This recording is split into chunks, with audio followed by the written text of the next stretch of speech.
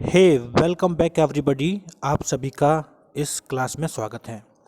आज मैं आपसे बात करूंगा आपके बीए फर्स्ट ईयर के लिए फर्स्ट सेमेस्टर से संबंधित कुछ ऐसे प्रश्नों के बारे में जो कि आपके परीक्षाओं में पूछे जाते हैं।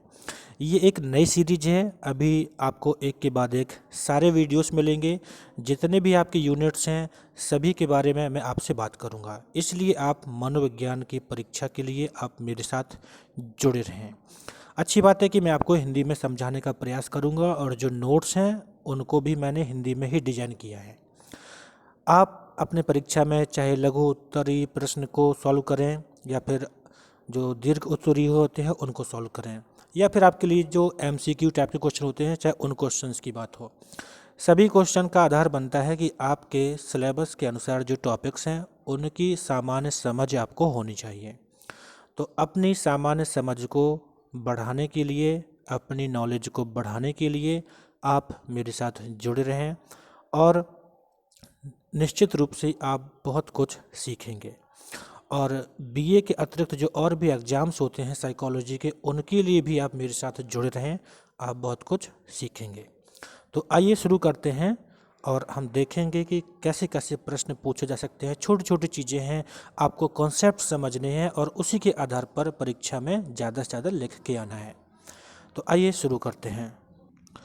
जैसे आपके सामने यह एक छोटा सा प्रश्न है कि मनोविज्ञान का क्या अर्थ है।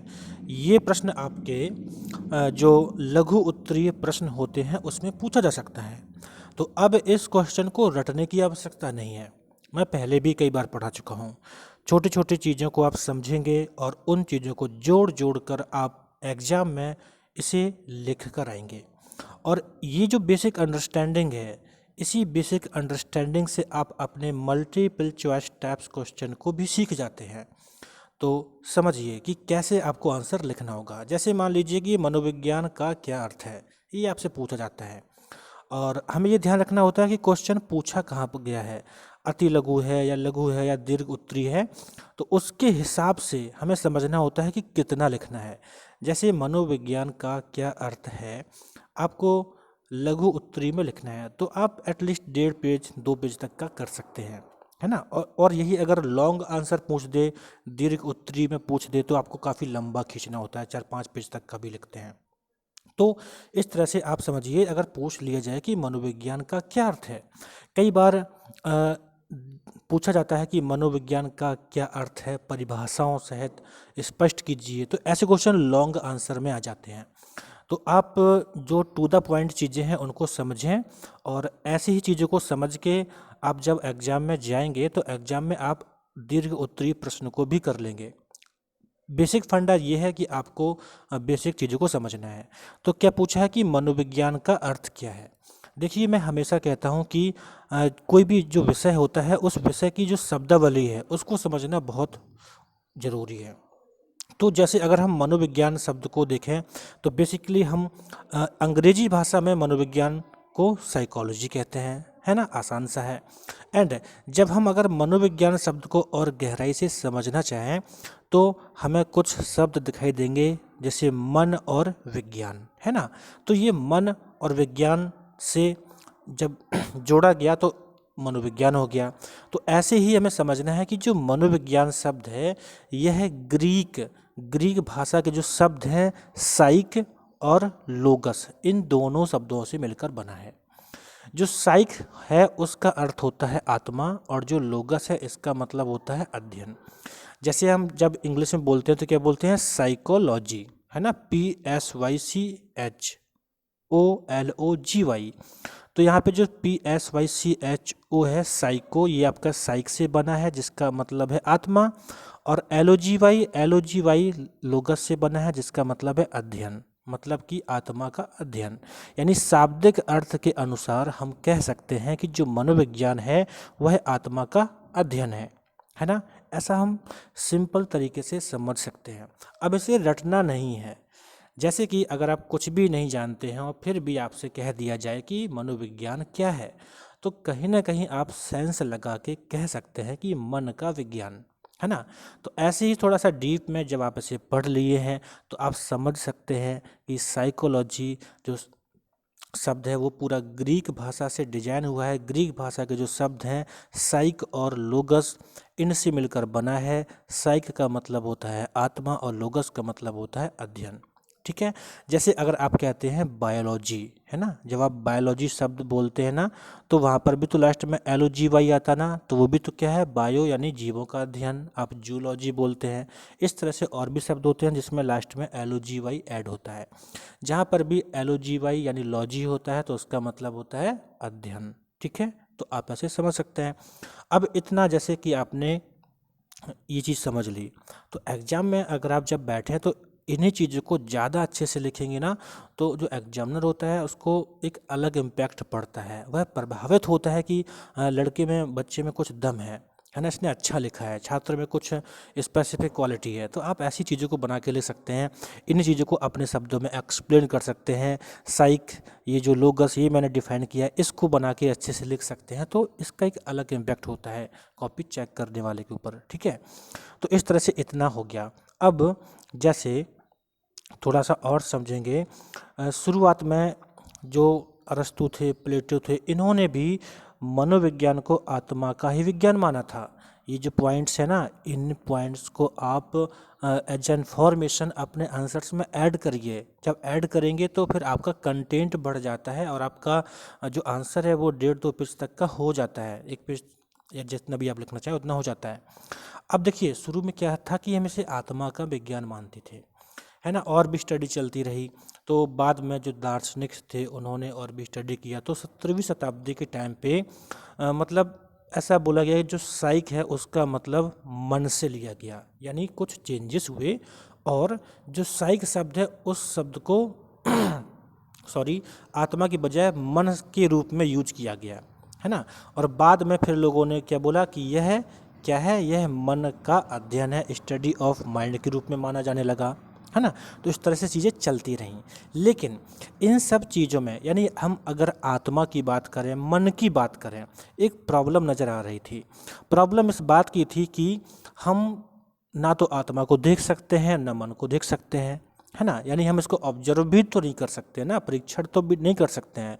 और अब जानते हैं कि साइंस एक ऐसी चीज़ है जो कि हवाई में कुछ नहीं मानता है, वह चीज़ों को साइंटिफिकली, मतलब कि तथ्यों के साथ ऑब्जर्व करके चीज़ों को मानता है।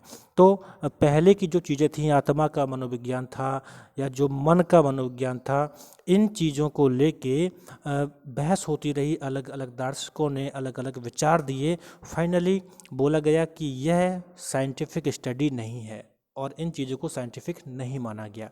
क्योंकि हम अगर आत्मा की बात करें, मन की बात करें, तो ये कहाँ दिखाई देते हैं, दिखाई नहीं देते हैं। सो इसे वैज्ञानिक अध्ययन के लिए उपयुक्त नहीं माना गया। क्यों? क्योंकि हमें मन और आत्मा कहीं दिखाई नहीं देते हैं, मतलब ये अप्रेक्षणीय थे, मतलब इसको हम ऑब्जर्व नहीं कर सकते थे, मतलब अनऑब्जर्वेबल थे। ठीक है, तो आप इतना समझ गए होंगे। और आज हम जब मनोविज्ञान को पढ़ते हैं तो मनोविज्ञान को हम साइंटिफिक मानते हैं। क्यों? क्योंकि आज के साइकोलॉजी में चीज़ें फैक्ट के रूप में है, ऑब्जर्व के रूप में है, डेटा है, और जो भी साइंटिफिक चीज़ों के जो गुण होते हैं विज्ञान के, उन सभी गुणों का मनोविज्ञान में समावेश है। और उसके बेस पे आज हम मनोविज्ञान को वैज्ञानिक के रूप में या विज्ञान के रूप में स्वीकार करते हैं। तो देखिए, इस तरह से आपके परीक्षा में जो क्वेश्चन आएंगे तो आपको ऐसे ही डिफाइन करना है। थोड़ी थोड़ी इन्फॉर्मेशन को लेंगे आप, फैक्ट के रूप में लेंगे और उनको डिफाइन करते जाएंगे।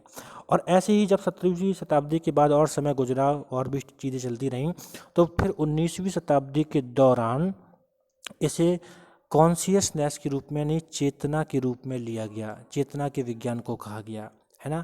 और यहीं से शुरुआत हो जाती थी साइंटिफिक स्टडी के बारे में। आपने पहले अगर मेरी वीडियो देखे होंगे तो वहाँ पर मैं आपको बताया था, है ना, विलियम वुंट के बारे में बताया था। विलियम वुंट ने पहली साइकोलॉजी की, मनोविज्ञान की प्रयोगशाला स्थापित की थी, है ना, इसके बारे में आपको बताया था।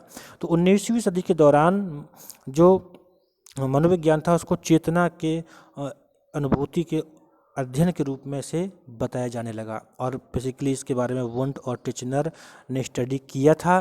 तो कह सकते हैं कि विलियम वुंट और टिचनर इसके समर्थक थे। देखिए, आप परीक्षा में कुछ भी लिख कर आ सकते हैं, है ना, आपकी मर्जी है। लेकिन जब आप चीज़ों को थोड़ा सा साइंटिफिक तरीके से जो चीज़ें दी गई हैं उस रूप में जब लिखते हैं तो आपके आंसर की वैल्यू बढ़ जाती है ना।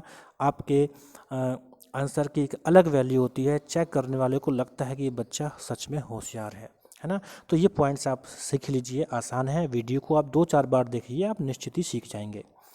अब यहाँ पे एक छोटा सा क्वेश्चन, मनोविज्ञान क्या है ना। तो सिंपल सी बात है, आज अगर हम मनोविज्ञान की जो बात करते हैं तो सिंपल शब्दों में कहते हैं कि मनोविज्ञान मानव के व्यवहार का एक वैज्ञानिक अध्ययन ऐसे बोलते हैं, है ना। तो यहाँ पर देखिए आपके सामने लिखा हुआ है मनोविज्ञान मन और व्यवहार का अध्ययन है। यहाँ पर हम ऐड कर सकते हैं मन और व्यवहार का वैज्ञानिक अध्ययन है। इसमें जैविक प्रभाव, सामाजिक दबाव और पर्यावरणीय कारक शामिल हैं। देखिए जैसे आप भी ना अपनी बुक से पढ़ते होंगे तो चीज़ें समझ में नहीं आती होंगी। क्यों? क्योंकि हमको शब्द समझ में नहीं आते हैं, इसलिए मैं कहता हूँ कि शब्दों पर फोकस करना चाहिए। जैसे यहाँ पर हम देखें कि मनोविज्ञान मन और व्यवहार का अध्ययन है, ये तो समझ में आ गया। लेकिन अगर कहा जाए कि इसमें जैविक प्रभाव, सामाजिक दबाव और पर्यावरणीय कारक शामिल हैं, इसका मतलब क्या है? तो एक एक करके थोड़ा सा समझ लीजिए जिससे कि आसान हो जाएगा। देखिए जैविक प्रभाव को इंग्लिश में कहते हैं बायोलॉजिकल इफेक्ट, मतलब कि हमारे बॉडी, जिस तरह से बॉडी का निर्माण हुआ है उसमें जो चीज़ें हैं वो कैसे हमारे व्यवहार पर प्रभाव डाल सकती हैं। जैसे मान लीजिए आपका सर दर्द हो रहा है तो पढ़ने में मन नहीं लगेगा, सर दर्द हो रहा है तो दूसरों से बात करने में मन नहीं लगेगा। मतलब आपकी जो जैविक जो बॉडी है उस बॉडी की वजह से आपका व्यवहार प्रभावित होता है ना। सामाजिक दबाव, आप कुछ करना चाहते हैं लेकिन आपकी सोसाइटी अलाउ नहीं करती है, या सोसाइटी आपके ऊपर दबाव डालती है कि ऐसा करना ही करना है। या फिर एनवायरमेंटल जो फैक्टर्स होते हैं, पर्यावरणीय कारक होते हैं। मान लीजिए कि सर्दी का मौसम है तो सीधी सी बात है कि आप अपने जो भी कार्य करते हैं थोड़ा सा स्लो हो जाएंगे, आप फटाक से कार्य नहीं करेंगे, जैसे कि देर तक सोते रहना, है ना, इस तरह की चीज़ें।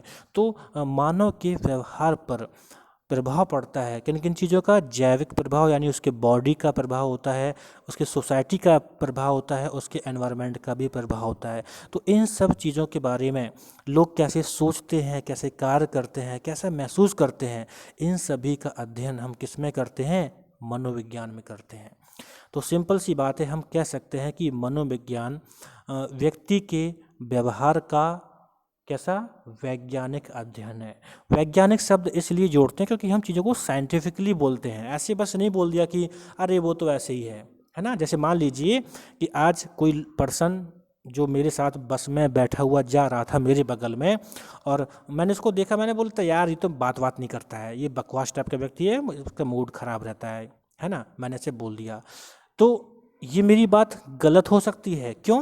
क्योंकि हो सकता है कि उसकी बॉडी की कोई प्रॉब्लम हो, इस वजह से वो शांत बैठा हो सकता है कि सोसाइटी के प्रेशर से कोई टेंशन हो जिसकी वजह से दिक्कत हो सकता है कि उसके पर्यावरण की वजह से उसे ठंड लग गई हो, गर्मी हो, या मौसम उसके बॉडी को सूट न कर रहा हो, उसकी वजह से दिक्कत है ना। तो इन चीज़ों को समझना है और इसके आधार पे हम दूसरे के व्यवहार को समझते हैं। आप थोड़ा सोचिए, मनोविज्ञान एक ऐसा विषय है जो कि वास्तव में आपको सही तरीके से व्यवहार को समझने के लिए प्रेरित करता है। वरना क्या होता है, हम लोगों के बारे में कुछ भी कहते रहते हैं, कैसे भी कहते रहते हैं, नहीं। लेकिन मनोविज्ञान क्या करता है? मनोविज्ञान हमें तार्किकता के आधार पर, वैज्ञानिकता के आधार पर बताता है कि चीज़ें कैसे समझनी है। तो बस यही छोटी छोटी चीज़ें हैं, आप इन चीज़ों को समझ लीजिए और एग्ज़ाम में अच्छे से लिख के आइएगा। इसके बाद अगला यहाँ पर पॉइंट आ गया कि मनोविज्ञान की परिभाषाएं दीजिए। ठीक है, परिभाषाएं पूछी जाती हैं। देखिए मैं आपको अपना एक्सपीरियंस बताता हूँ कि जब मैं ग्रेजुएशन में था तो मुझे लगता था कि मैं क्यों डेफिनेशन लिख के आऊँ। अरे मेरा खुद का एक एक्सपीरियंस है, खुद का अनुभव है मनोविज्ञान को समझने का, तो मैं डेफिनेशन क्यों लिखूँ, है ना। मुझे उस टाइम पर लगता था, और मैं सच में ना एग्ज़ाम में डेफिनेशंस को नहीं लिखता था, मेरे नंबर कम आते थे। लेकिन आज जब मैं समझता हूँ तो मुझे अब पता चलता है कि मनोविज्ञान की परिभाषाएं को समझना क्यों ज़रूरी है। देखिए आप कुछ भी समझ सकते हैं, कैसे भी, कितने भी अच्छे से समझ जाइए, लेकिन कहीं ना कहीं अगर हम वास्तविकता में अपने सब्जेक्ट को समझना चाहते हैं तो हमें ये ज़रूर जानना होता है कि उस सब्जेक्ट में किसी विशेष पर्सन ने क्या बोला है और क्यों बोला होगा। तो ये चीज़ें हैं। है ना। और ऐसा करने से ये भी है कि हमारे कंटेंट में ये, यानी कंटेंट का मतलब जो हम उत्तर लिखते हैं उसमें इस बात का भी पता चलता है कि लिखने वाले ने कुछ स्टडी किया है, चीज़ों को समझा है, इसलिए उसने ऐसा लिखा है। तो आपने एग्ज़ाम में जो भी क्वेश्चंस आते हैं वहाँ पे जितना भी संभव हो सके परिभाषाओं को दीजिए। मैं ये नहीं कह रहा हूँ कि आप मनोविज्ञान की परिभाषा को हर जगह लिख देंगे, जो भी पूछा जाए उसके हिसाब से किसी निश्चित मनोवैज्ञानिक ने क्या बोला है उसके बारे में आप परिभाषा जरूर रखिएगा, उससे नंबर अच्छे मिलते हैं। तो जैसे वाटसन ने बोला है कि मनोविज्ञान व्यवहार का निश्चित या शुद्ध विज्ञान है। वाटसन के बारे में पहले बताया था, बिहेवियरिज्म में दिया था, है ना। तो इन्होंने कहा था कि जो मनोविज्ञान है वह व्यवहार का विज्ञान है ना। मैकडूगल ने कहा था मनोविज्ञान आचरण एवं व्यवहार का यथार्थ विज्ञान है। वुडवर्थ ने कहा था कि मनोविज्ञान वातावरण के संपर्क में होने वाले मानव व्यवहारों का विज्ञान है। आप अगर परिभाषाओं को देखेंगे तो इसमें जो भी कहा जाता है वो लगभग में एक जैसा होता है, लेकिन थोड़ा थोड़ा कहीं ना कहीं चीज़ों को मनोवैज्ञानिक अलग अलग तरीके से प्रेजेंट करते हैं ताकि सब लोग उसको समझ पाएँ, है ना। तो ये चीज़ें हैं, ऐसी डेफिनेशंस हैं, इनको समझ लीजिए, याद कर लीजिए। इसके बाद जैसे और यहाँ पे दो परिभाषाएं हैं, क्रो एंड क्रो ने क्या बोला है, यहाँ पे ये शिक्षा मनोविज्ञान की डेफिनेशन दी गई है।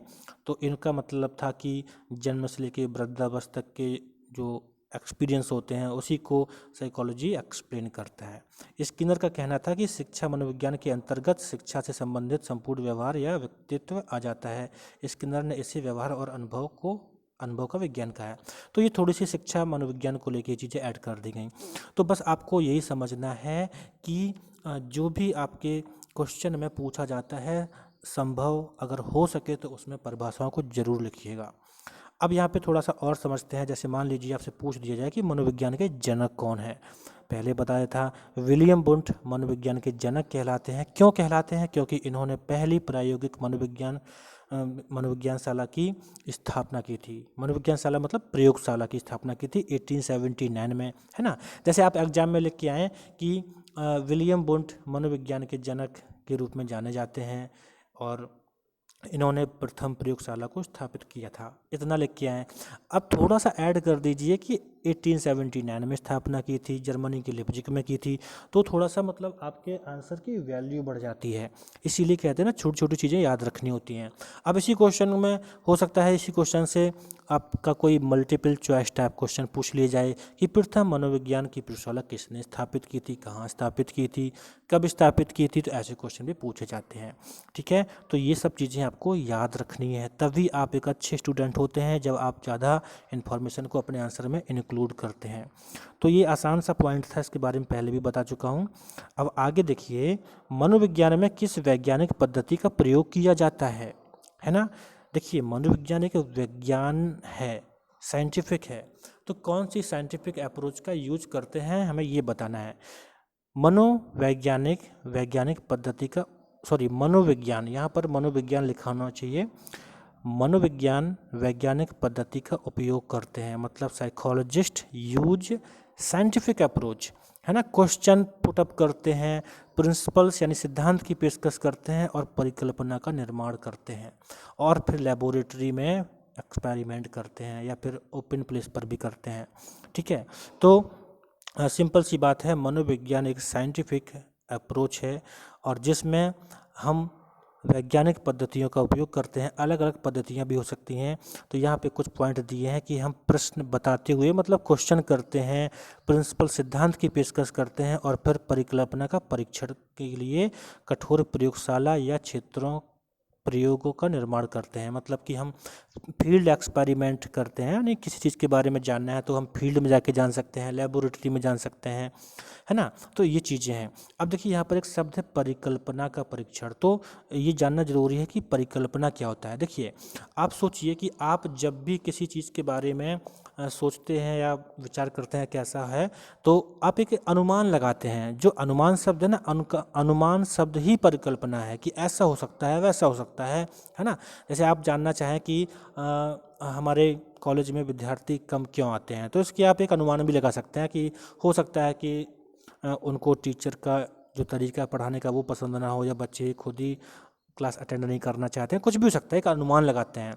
लेकिन जब आप रिसर्च पूरा करते हैं, आप साइंटिफिक चीज़ों को यूज करके आप जब रिसर्च करते हो तो उसी आप जो पहले कल्पना करते हैं ना, अनुमान लगाते हैं, उसी को बाद में पता करते हैं कि ऐसा सही था कि गलत था, है ना। बात यहाँ पर सही और गलत की भी नहीं होती, बट हम उसको जानना चाहते हैं, मेन पॉइंट ये होता है इसमें। रिसर्च में सही गलत कुछ नहीं होता है, ठीक है। तो आपको ध्यान रखना है कि किसी घटना की व्याख्या करने वाला कोई सुझाव या अलग अलग प्रतीत होने वाली बहुत सी घटनाओं के आपसी संबंध की व्याख्या करने वाला कोई तर्कपूर्ण सुझाव परिकल्पना कहलाता है। ये बहुत ही इंपॉर्टेंट है। परिकल्पना किसे कहते हैं? यानी किसी भी घटना को बताने वाला, घटना की व्याख्या करने वाला जो सुझाव है, जो आपका अनुमान है, जो आपकी कल्पना है, वही परिकल्पना कहलाती है, ठीक है। तो आप इसे ध्यान रखिएगा। इसके बाद नेक्स्ट क्वेश्चन है, मनोविज्ञान को चेतना के विज्ञान के रूप में वर्णित करें, ठीक है। ये अच्छा सा क्वेश्चन है और विलियम वुंड से जुड़ा हुआ है। ऐसा क्वेश्चन भी आपके प्रश्न में पूछ लिया जाता है। चेतना क्या होती है? सिंपल सी बात है, चेतना मतलब चेतन अवस्था, यानी कॉन्शियस स्टेट। मतलब जैसे मान लीजिए आप अभी इस वीडियो को देख रहे हैं, मेरी बात को सुन रहे हैं, और मैं जो जो कह रहा हूँ उसी तरह से चीज़ों को समझ पा रहे हैं, और आपके आसपास जो शोर हो रहा है या फिर आप कहाँ बैठे हैं, आप कौन सा फ़ोन यूज कर रहे हैं, मतलब कि आपको अपने आसपास की जो भी जानकारी है, अपनी फीलिंग्स के बारे में, आपके सेंसेशन के बारे में, सेंसेशन का मतलब जो भी चीज़ें आपके आसपास आपको सेंस यानी सेंस माध्यम से प्राप्त हो रही हैं, मतलब जैसे आवाज़ होना या फिर आपके हाथ पे, स्किन पे किसी कीड़े का आ जाना, तो ये सारी जो इन्फॉर्मेशन है ये आपकी चेतना अवस्था होती है। सिंपल सी भाषा में कहते हैं कि हमें हमारे बारे में, हमारे पर्यावरण के बारे में वर्तमान में जो जानकारी होती है वो हमारी चेतन अवस्था होती है। तो मनोविज्ञान को चेतना के विज्ञान के रूप में वर्णन करें, ऐसे क्वेश्चन आ सकते हैं। तो चेतना क्या होती है ये आपको पता होना चाहिए, है ना। यहाँ पर लिखा है कि आपकी चेतना आपके और आपके आसपास की दुनिया के बारे में आपकी जागरूकता है। सिंपल सी बात है। What is consciousness? कॉन्शियसनेस आपके खुद के बारे में, आपके एनवायरनमेंट के बारे में जो भी आपकी अवेयरनेस है प्रेजेंट टाइम में, वो कॉन्शियसनेस यानी चेतना कहलाती है, ठीक है। और ये इंडिविजुअलिस्टिक होती है, यानी व्यक्तिगत होती है। एक ही घर में बैठे बैठे जो लोग हैं वो अलग अलग अनुभव महसूस कर सकते हैं, है ना। तो ये बहुत अच्छी अच्छी चीज़ें हैं, आप समझिए। देखिए, मैंने बोला इंडिविजुअल यानी व्यक्तिगत कैसे हैं। आप जानते हैं चेतना व्यक्तिगत रूप में होती है क्योंकि हर किसी के एक्सपीरियंस यानी अनुभव, हर किसी की सेंसेशन करने के तरीके अलग अलग होते हैं और अलग अलग जानकारियाँ होती हैं। तो उस हिसाब से जो चेतना होती है वो इंडिविजुअल यानी व्यक्तिगत रूप में भी होती है। और वास्तव में हम क्या करते हैं, जब मनोविज्ञान में स्टडी करते हैं तो हम इंडिविजुअल व्यक्ति पर ही तो फोकस करना चाहते हैं ना। एक बात ध्यान रखिएगा कि मनोविज्ञान में कभी पूरे व्यक्तियों पर यानी सभी लोगों पर किसी बात को थोपा नहीं जाता है। मनोविज्ञान की यही खासियत है कि हम एक निश्चित व्यक्ति के व्यवहार को समझ के उसके हिसाब से उसको समझना चाहते हैं कि वो वास्तव में क्या है, और यही मनोविज्ञान करता है। इसलिए मनोविज्ञान को चेतना का विज्ञान भी कह सकते हैं। तो आप चीज़ों को समझ लीजिए।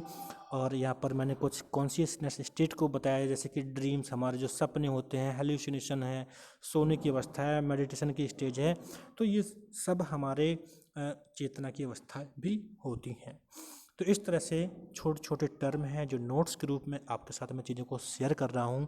आप इनको देखिए, समझिए, क्योंकि यही सब चीज़ें आपके परीक्षा में आपके जो आंसर को लिखने के तरीके हैं उसको सुधारेंगे और आप बहुत अच्छे नंबर प्राप्त करेंगे। सो धन्यवाद, आप मेरे साथ जुड़े रहें और इन वीडियोस को आप अपने अन्य मित्रों तक भी शेयर करें। Thank you. मिलता हूँ नेक्स्ट वीडियो में। ज़रूर देखें नई सीरीज, नए क्वेश्चन अपनी नॉलेज को बढ़ाने के लिए।